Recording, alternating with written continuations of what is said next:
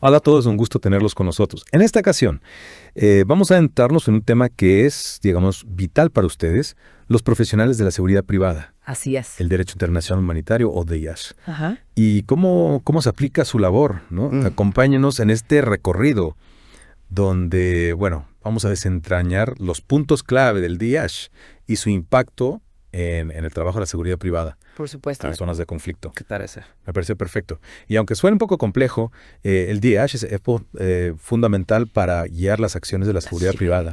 En escenarios de conflicto. Exacto. Para empezar, me parece importante entender cómo llegamos hasta aquí, ¿no? Hablemos un poco de la historia del DIH, ¿no? Me imagino a los romanos con un manual del DIH. Tienes razón, tienes toda la razón. Aunque el concepto formal, ¿no?, del DAH, como lo conocemos hoy en día, es relativamente moderno, ¿eh? La preocupación por la humanidad en medio de la guerra, eso sí que existe desde tiempos antiguos. Civilizaciones como los hititas o los egipcios ya practicaban, por ejemplo, intercambios de prisioneros, ¿no?, sentando un precedente para la protección de las personas durante los conflictos. Fascinante. ¿Y cuándo dirías que se establecieron las bases para el DIH, digamos, moderno? Bueno, sin duda el Código Lieber, ¿no? De 1863, impulsado por Abraham Lincoln. Ajá. Durante la Guerra Civil estadounidense marcó un antes y un después.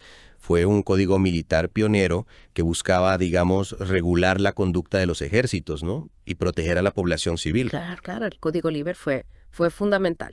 Y después de eso, ¿cuáles fueron los hitos más importantes, en tu opinión? Bueno, siguiendo al Código Lieber, se firmó el primer Convenio de Ginebra en 1864, un tratado que se centró en la atención a los heridos en el campo de batalla. Luego, las conferencias de paz de La Haya, a finales del siglo XIX, principios del ENTIX, contribuyeron a la codificación del DIH, buscando limitar los medios y métodos de combate y prohibiendo, por ejemplo, el uso de ciertas armas y tácticas que causaban un sufrimiento innecesario. Ya veo. Entonces, las dos guerras mundiales del siglo XX fueron el impulso para los convenios de Ginebra de 1949, ¿no? Que conocemos en la actualidad. Exactamente. La magnitud de los horrores, ¿no?, vividos en ambas guerras impulsó la creación de los 4 convenios de Ginebra de 1949, que ampliaron la protección a otras categorías de víctimas, como los prisioneros de guerra y la población civil. Además, en 1977 se adoptaron 2 protocolos adicionales que, digamos, perfeccionan las normas existentes y se adaptan a las nuevas realidades de la guerra. Claro. Todo esto es muy interesante, pero aterricemos esta información a nuestra realidad, ¿no? ¿Cómo encaja todo esto con el trabajo del personal de seguridad privada? Esa es la pregunta clave. Aunque el personal de seguridad privada no forma parte de las Fuerzas Armadas de un Estado, su presencia en zonas de conflicto los coloca en un escenario donde el DIH es aplicable. Claro. Por eso es fundamental que comprendan los tipos de conflictos armados que existen, ya que esto determina qué conjunto de normas del DIH se aplican en cada situación. Entonces, ¿cuáles son esos tipos de conflictos? Explícamelo como si estuviera en mi primer día de entrenamiento, por favor. Claro que sí. El DIH distingue entre 2 grandes categorías: los conflictos armados internacionales, o CAI, y los conflictos armados no internacionales, o CANI. Okay. Un CAI involucra a 2 o más estados, como la guerra entre Irak y Estados Unidos en 2003. Ajá. Un CANI, por otro lado, se da dentro de un mismo país, como el conflicto interno en Colombia. Entiendo. Entonces, dependiendo del tipo de conflicto, ya sea entre países o dentro de un mismo país, Exacto. las reglas de juego cambian. Exactamente. Y esto nos lleva a otro punto clave, con los principios fundamentales del DIH. Me imagino que estos principios son la base para guiar las acciones Por supuesto. de la seguridad privada. Sin duda. Cuéntame más sobre ellos. Así es. Los principios fundamentales del DIH son la distinción, la proporcionalidad y la necesidad militar. Uy, esos nombres suenan intimidantes. ¿Podrías desglosarlos uno por uno, por favor? Por supuesto. Empecemos con la distinción. Este principio establece la obligación de diferenciar entre combatientes y civiles y de dirigir los ataques únicamente contra objetivos militares. En otras palabras, se debe evitar a toda costa causar daño a civiles o a sus bienes. Eso suena lógico. Atacar a civiles nunca debería ser una opción. ¿Y qué hay de la proporcionalidad? La proporcionalidad implica que el daño causado a la población civil o los bienes civiles durante un ataque no debe ser excesivo en relación con la ventaja militar que se busca obtener. Es decir, la fuerza utilizada debe ser proporcional a la amenaza, ¿no? Y se debe minimizar el impacto en la población civil. En ese sentido, no se trata de usar la fuerza de manera indiscriminada, sino de actuar con mesura, ¿verdad? Exacto. Y finalmente tenemos el principio de necesidad militar. Este principio justifica el uso de la fuerza solo cuando es indispensable para alcanzar un objetivo militar legítimo. Es decir, el uso de la fuerza no puede ser arbitrario o caprichoso, debe responder a una necesidad militar real. Interesante. Entonces, incluso en un conflicto armado, el uso de la fuerza está regulado y debe ser justificado. Precisamente. Y como puedes imaginar, esos principios son especialmente relevantes para el personal de seguridad privada, ya que sus acciones deben estar siempre enmarcadas en el respeto al DIH. Ya veo. Estos principios son como la brújula moral que debe guiar a la seguridad privada en medio del conflicto. Exacto. Exacto. Y para entender mejor cómo se aplican estos principios en la práctica, es importante que hablemos de las protecciones que el DIH otorga a las personas durante los conflictos armados. Me parece perfecto, me parece perfecto.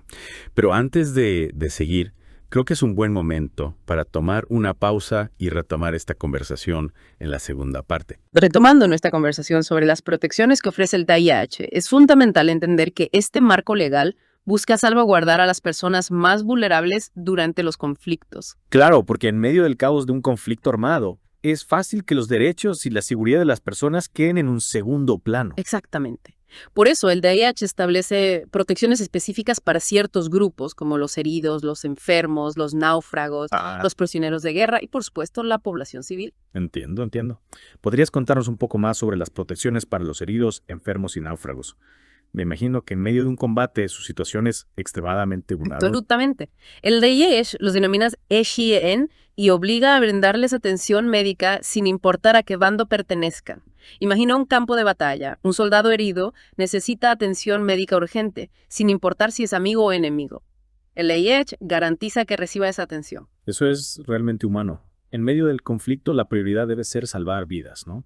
¿Y qué hay de los prisioneros de guerra? ¿Qué tipo de protecciones les ofrece el DIH? El DIH es muy claro en cuanto al trato que se debe dar a los prisioneros de guerra. Se les debe tratar con humanidad. No se les puede torturar ni someter a tratos crueles o degradantes. Tienen derecho a recibir alimentos, alojamiento y atención médica adecuados. Es decir, a pesar de estar en cautiverio, sus derechos fundamentales deben ser respetados. Exacto. Además, tienen derecho a comunicarse con sus familiares y a recibir visitas de representantes del Comité Internacional de la Cruz Roja. Me parece fundamental que existan organismos internacionales que velen por el cumplimiento de estas normas. Por supuesto. Y hablando de protección, no podemos olvidar a la población civil, ¿verdad? ¿Qué medidas establece el DIH para su protección? La protección de la población civil es uno de los pilares del DIH. Se prohíben los ataques indiscriminados, es decir, aquellos que no distinguen entre objetivos militares y civiles. También se prohíben los ataques contra bienes que son indispensables para la supervivencia de la población civil, como las instalaciones de agua potable, los hospitales o los cultivos. Claro, porque atacar estos bienes no solo causa daño a la población en el momento, sino que también afecta su supervivencia a largo plazo. Exactamente. El DIH busca minimizar el impacto del conflicto en la vida de los civiles, garantizando su acceso a los servicios básicos y protegiéndolos de la violencia. Además, el DIH reconoce la necesidad de brindar protección especial a las mujeres, a los niños, a los periodistas que cubren los conflictos y a los refugiados o desplazados internos. ¿Y en qué consisten esas protecciones adicionales? Por ejemplo, se prohíbe la violencia sexual contra las mujeres, el reclutamiento de niños menores de 15 años en las Fuerzas Armadas y los ataques contra periodistas que están claramente identificados como tales. Ya veo.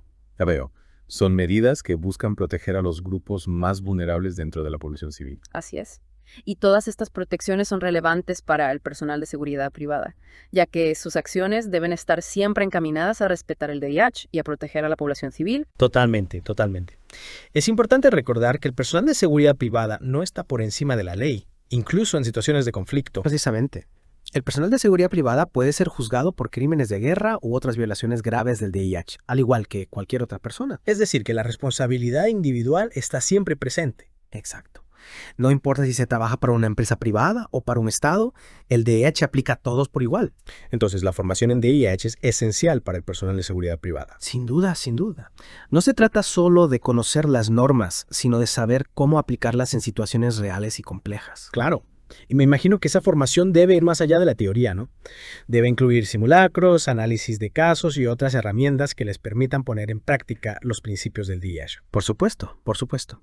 La formación debe ser práctica y estar adaptada a las realidades del trabajo del personal de seguridad privada. Y no olvidemos que el DIH está en constante evolución, ¿no? Bien. la aparición de nuevas tecnologías como los drones armados. O los desafíos que plantean los conflictos contemporáneos, como la lucha contra el terrorismo, hacen que el DIH sea un campo dinámico que requiere un aprendizaje continuo. Tienes toda la razón.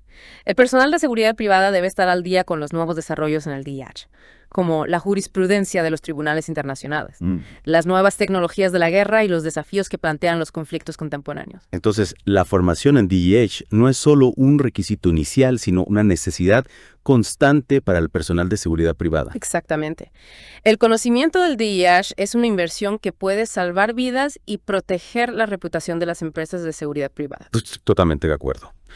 Ahora bien, ya que hemos hablado de los principios generales del VIH y de las protecciones que ofrece, me gustaría aterrizar todo esto en escenarios concretos. Me parece perfecto. No. Analicemos algunos ejemplos de cómo el DIH aplica en la labor diaria del personal de seguridad privada. Me parece una excelente idea. Bien. Pero antes de sumergirnos en esos ejemplos, creo que es un buen momento para tomar una pausa y retomar esta conversación en la tercera y última parte. Listos para la parte final de nuestra conversación sobre el DIH y la seguridad privada. En esta sección aterrizaremos todo lo que hemos aprendido, situaciones que podrían enfrentar en su trabajo. ¿Lista? Lista, me parece una excelente idea. Porque de nada sirve conocer la teoría si no sabemos cómo aplicarla en el terreno, ¿verdad? Exacto. Pongamos un ejemplo. Imaginen que están protegiendo una instalación, ¿no? En una zona de conflicto. ¿Cómo se aplica el principio de distinción en este caso? Bueno, en ese escenario, lo primordial es tener muy claro quiénes son los combatientes y quiénes los civiles. Ajá.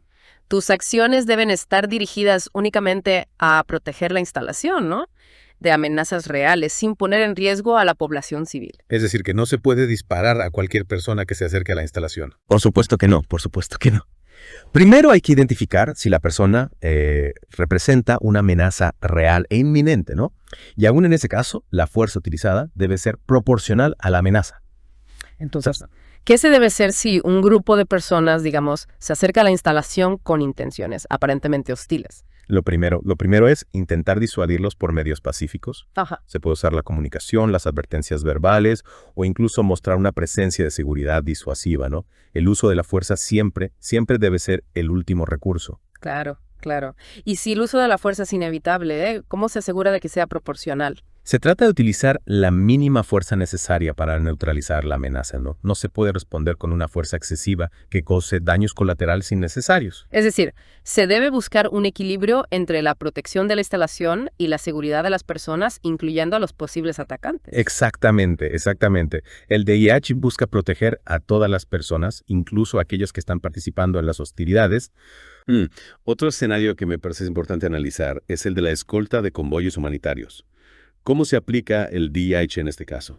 La escolta de convoyes humanitarios es una tarea, digamos, delicada que requiere un conocimiento profundo del DIH. ¿Sí? Lo primero es tener en cuenta que el convoy debe estar claramente identificado como una misión humanitaria utilizando emblemas como la Cruz Roja o la Media Luna Roja. Claro, para que sea reconocible y no se confunda con una fuerza militar. ¿Y qué otras precauciones se deben tomar? Es importante coordinar la ruta y los horarios del convoy con las autoridades locales y con las organizaciones humanitarias que operan en la zona.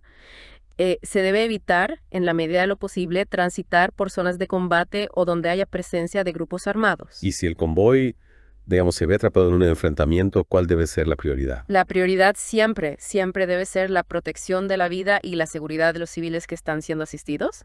El personal de seguridad privada no debe participar en las hostilidades. Claro. Su misión es proteger al convoy y a las personas a su cargo. Es decir, que no se puede responder al fuego ni tomar partido en el conflicto. Correcto. La misión humanitaria debe mantenerse neutral. Y en caso de ser detenidos por un grupo armado, se debe explicar claramente la naturaleza de la misión y cooperar en la medida de lo posible, siempre y cuando esto no ponga en riesgo la seguridad de las personas. Todo eso nos muestra que el conocimiento del DIH es una herramienta vital para el personal de seguridad privada que opera en zonas de conflicto. Sin duda. El DIH no solo ayuda a tomar mejores decisiones en situaciones complejas, sino que también puede servir como una herramienta de protección para el personal de seguridad y para las personas a su cargo. Y lo más importante, el DIH nos recuerda que incluso en medio de la guerra, la humanidad debe prevalecer. Estoy completamente de acuerdo. El DIH es un recordatorio de que existen límites, incluso en los momentos más oscuros. Muchas gracias por compartir tu conocimiento con nosotros. Espero que esta información sea útil para todos los profesionales de la seguridad privada que nos escuchan. Ha sido un placer tenerte en el programa. Hasta la próxima. Ha sido un placer. Y recuerden, el conocimiento del DIH es una inversión que siempre vale la pena